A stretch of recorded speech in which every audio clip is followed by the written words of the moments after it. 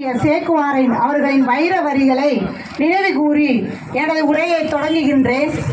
இக்கூட்டத்தில் மாவட்ட மற்றும் மாநில ஒருங்கிணைப்பாளர்கள், மற்ற சங்க தோழர்கள், பெருந்திரளாக வந்திருக்கும் ஆசிரியர்கள் அனைவருக்கும் தமிழ்நாடு முதுநிலை பட்டதாரி ஆசிரியர் கழகத்தின் வீரம் செறிந்த வணக்கங்களை தெரிவித்துக் கொள்கின்றேன். இன்று 70% நம்முடைய ஆசிரியர் தொகுதியானது பெண்கள் தொகுதியாக உள்ளது. ஆகவே ஆனால் இங்கு போராட வந்திருக்கிற எண்ணிக்கையை பார்த்தால் இன்று சரிசமமாகவே உள்ளது. நமக்கு போராடுவதற்கு நாம் தயாராகவில்லை என்றால் இன்னும் நாம் அடுத்தவர்களை நம்பிதான் இருக்கின்றோம் என்பது அர்த்தம் தானே. நேற்று நான் ஒன்றும் பண்ணலை, யாரையுமே நான் கூப்பிடலை. ஆனால் ஒன்றே ஒரு விஷயம்தான் செஞ்சேன். லெட்டர் எடுத்து இந்த மாதிரி ஜாக்டோஜி அறிவிப்பு செய்த கால வரையற்ற வேலை நிறுத்தத்தில் நான் கலந்து கொள்கிறேன் அப்படிங்கிற லெட்டரை ஹெட்மாஸ்டர் கொடுத்தேன். என்னோட கூட உடன் பிறந்த டீச்சர்ஸும் உடனே வாலண்டியாக வந்தாங்க. எல்லாரும் சேர்ந்து கொடுத்தோம். அந்த ஃபோட்டோவை புகைப்படத்தை எல்லா வாட்ஸ்அப்லேயும் பதிவு பண்ணோம். அதனை தொடர்ந்து எனக்கு வந்த கால்ஸ் எப்போ மிஸ் வரணும், எத்தனை மணிக்கு வரணும், நாங்கள் எத்தனை பேர் வந்திருக்கோம் அப்படிங்கிறத பொறுத்து தான். ஆகையால் நம்மளுடைய உலகத்தின் மிகப்பெரிய சொல் செயல்தான். ஆகைய சொல்லால் காமிப்பதை விட செயலால் காமித்தால் இங்கு அனைவரும் வருவதற்கான இயல்பாக இருக்கும்.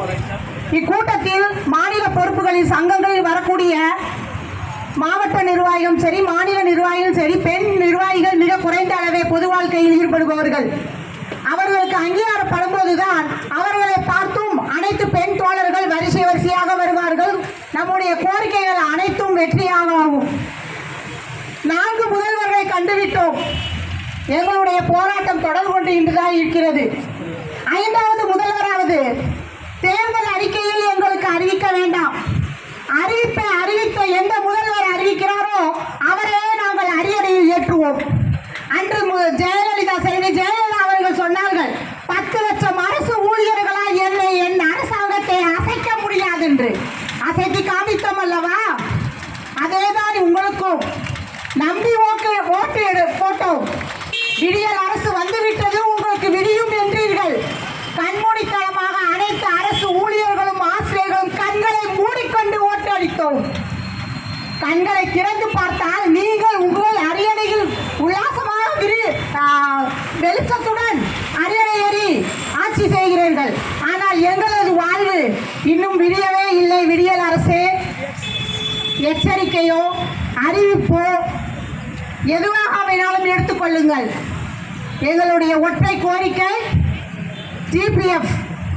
மேலும் நாங்கள் எல்லாம் பெண்ணாசிரியர்கள் அதிகபட்சம் பணிபுரிகின்றோம். இதில் ஆண் பெண் வேறுபாடு இல்லாத சமகாலத்தில் பயணித்தாலும் ஓய்வு பெற்ற முடிந்தவுடன் நாங்கள் மீண்டும் எங்கள் பிள்ளைகளை கையேந்தும் நிலைமையில் எங்களை விட்டுவிடாதீர்கள். எங்கள் வயது முழுவதும், எங்கள் சர்வீஸ் முழுவதும் உங்களை நம்பி உங்கள் அரசு பள்ளிகளில் பணிபுரியும் பிள்ளைகளை எங்கள் பிள்ளைகளாக நினைத்துக் கொண்டு எங்கள் சொந்த பிள்ளைகளையும் வேலைகளையும் மறந்து எங்கள் உடல் உழைப்பையும் உயிர் உழைப்பையும் செலுத்திக் கொண்டு இருக்கின்றோம். அப்படி செலுத்திவிட்டு 60 வயதுக்கு பின் எங்களை வெறும் கையில் வீட்டில் அனுப்பிவிடாதீர்கள். நீங்களே சொல்றீங்க சிபிஎஸ் ரொம்ப லாபகரமான திட்டம் தானே, ஏன் ஜிபிஎஃப் கேட்டு போராடுறீங்க? நாங்கள் உங்கள் அரசாங்கத்தை நட்டப்படுத்த விட மாட்டோம். அதனால அந்த லாபகரமான திட்டமான சிபிஎஸ் நீங்கள் எடுத்துக்கோங்க, எங்களுக்கு ஜிபிஎஃப் கொடுங்கன்றதை தான் நாங்கள் எங்கள் வாதமாக வைக்கிறோம். அடுத்து 2009க்கான ஊதிய முரண்பாடு இடைநிலை ஆசிரியர்களுக்கு இருப்பதில் பெரும்பாலானோருக்கு தெரியும். ஆனால் முதுநிலை ஆசிரியர்களுடைய ஊதிய முரண்பாடுக்கு கூட அறியப்படாமல் இருக்கின்றது. எஸ்டிஎஃப்ஐ கல்கத்தா மாநாடு போனோம். அப்போ லஞ்சில் எல்லாருடைய ஸ்டேட்ஸில் உடைய ரெப்ரஸன்டேட்டிவ்ஸ்லாம் ஒரு கலெக்டிவ் மீட்டிங் போட்டுகிட்டே டிஸ்கஸ் பண்ணி பேசிகிட்டு இருக்கும்போது அங்கே ஹரியானாவிலேருந்து ஒருத்தர் சொன்னார், no one is SNC in our government அப்படின்னாரு. எஸ்என்சி டீச்சர்ஸ் எங்கள் இதில் இல்லவே இல்லை. இன்னொரு மோரவர் என்ன கேட்டால், பே ஃபிக்ஸேஷன் கேட்டால் கரெக்டான ரேஷியோவில் ஒரு பட்டதாரிக்கும் முதுகலை ஆசிரியருக்கும் ஒரு இடைநிலை ஆசிரியருக்கும் சரியான வேறுபாடு விகிதத்தில் அங்கு நிர்ணயிக்கப்பட்டுள்ளது. ஆகையால் மத்திய அரசு என்ன திட்டங்கள் தீட்டினாலும் மாநில அரசு உடனே, தமிழக அரசு உடனே அமுல்படுத்த துடிதுடிக்கும் போது மற்ற மாநில அரசுகளிலும் மத்திய அரசுகளிலும் நடக்கக்கூடிய நிலைமைகள் மட்டும் தங்கள் கண்களை மூடிக்கொள்கிறீர்களா என்பது எங்களுக்கு புரியாத புதிராக இருக்கின்றது. நாங்கள் ஆசிரியர்கள், சமுதாயத்தை உருவாக்கக்கூடியவர்கள், அரசு ஊழியர்கள், சமுதாயத்தில் உள்ள வேறுபாடுகளை களைவதற்காக ஒர்க் பண்றவங்க. இங்க உள்ள அரசு பள்ளி மாணவர்கள் தான் நாளை அரசு பள்ளி ஆசிரியர்களாகவும் அரசு அலுவலர்களாகவும் வருவார்கள் என்பதில் எந்த மாற்று கருத்தும் இல்லை. ஏனால் நீங்கள் தான் எங்கள் மீது நாங்கள் ஒற்றை கோரிக்கை வைத்து போராடினால் 10 கோரிக்கைகளை திணித்தும் ஐஐடி, ஜேஇ, நீட் போன்ற பல டிஎன்பிசி என்ற பல போட்டித் தேர்வுகளுக்கு எங்கள் மாணவர்களை எங்கள் வழியாக பயிற்றுவிக்கிறீர்கள். நாங்கள் ஏழைப்பட்ட மாணவர்களுக்கு உழைக்க நாங்கள் ஒருபோதும் சோர்வில்லை. ஆனால் சோர்ந்து கொடுக்கும் வேளையில் எங்களுக்கு கை கொடுக்க என்ன திட்டம் இருக்கிறது? தமிழக அரசே, விழித்திருங்கள்.